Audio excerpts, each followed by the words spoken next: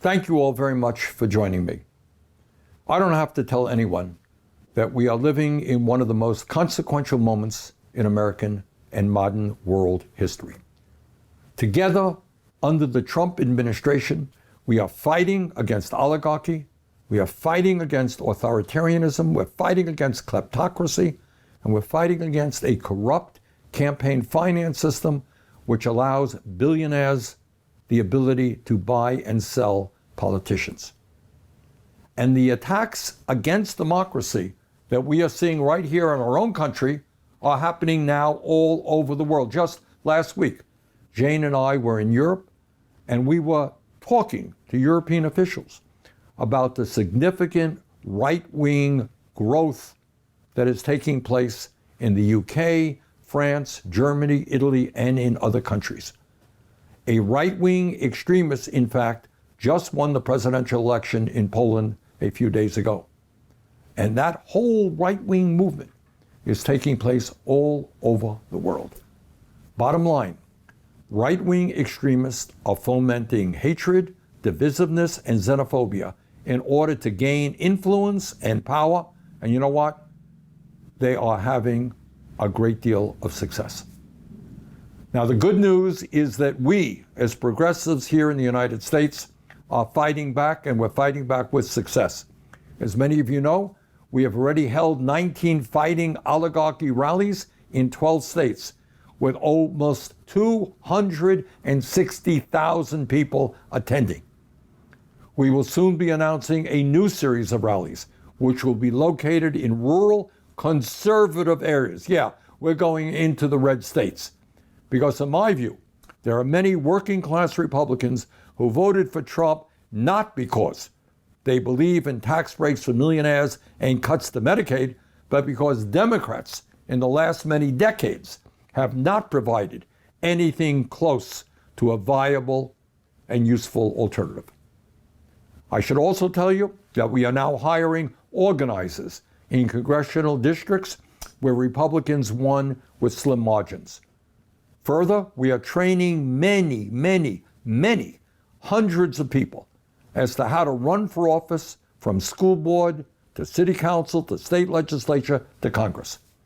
We are also supporting a number of strong progressive candidates who have already announced for statewide office, and I should tell you, there'll be a lot more to come. In other words, what we are doing is building the grassroots political infrastructure that is needed to defeat Trumpism. And let me now be a little bit more specific. Short term, we're mobilizing opposition around the country to Trump's disastrous, big, beautiful bill. Medium term, with Republicans holding only a 4-vote majority in the House, we are working hard to end their control over that body. If we accomplish that, it will go a long way to putting the brakes on Trump's reactionary agenda. He needs to control the House and the Senate and the White House. Take away one of those bodies, he is in deep doo-doo. Long term, we are building a political movement which is taking on the billionaire class, taking on the right-wing extremist Republican Party, and taking on a corporately dominated Democratic Party leadership, which is wedded, sadly, to maintaining the status quo. We are fighting, to quote President Abraham Lincoln, for, quote, a government of the people, by the people, and for the people, end of quote. Not a radical idea. Now, the immediate challenge that we face is right now to mobilize people to defeat the extremely unpopular Republican reconciliation bill, which recently passed the House by just 1 vote and is now coming to the Senate. Let me just say a few words about this absolutely horrific piece of legislation which moves our country in precisely the wrong direction. This bill would provide a $664 billion tax break to the top 1%, at a time when the top 1% already owns more wealth than the bottom 93% and has never, ever had it so good. This bill would provide a $420 billion tax break to large corporations that are now stashing their profits in offshore tax havens like the Cayman Islands. And by the way, that particular tax provision makes it easier for these large corporations to invest in robots and artificial intelligence, and in the process, throw millions of workers out on the streets. And by the way, you might ask, how does Trump and the Republicans in Congress pay for these huge tax breaks for the wealthy and large corporations? Well, how are they going to do that?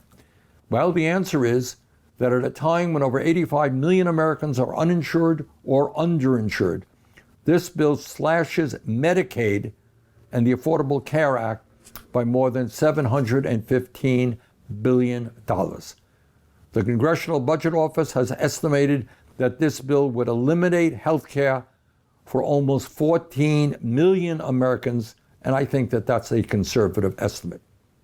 In many ways, this bill epitomizes exactly what Trumpism is all about. And that is that if you are rich and powerful and can make large campaign contributions, you are entitled to massive tax breaks that will make you even richer. You are a superhuman being. And because you are so exceptional, we're going to reward you with huge tax breaks for being so remarkable.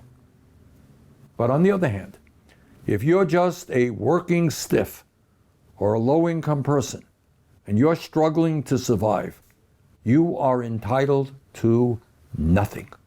Absolutely nothing. You have no basic human rights. You're not entitled to health care through Medicaid. You're not entitled to a nutrition program that feeds your kids. You're not entitled to a decent education.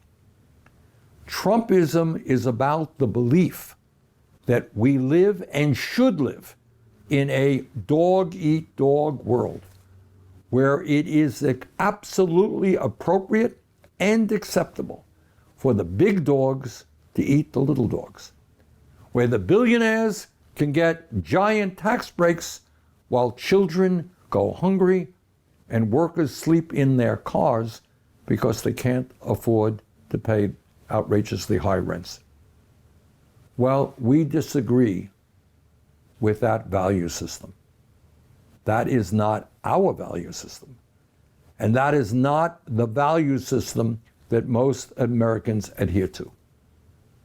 In this enormously difficult moment, we desperately need people to step outside of their comfort zones. We need progressives, you, to run for office at whatever level you're comfortable with.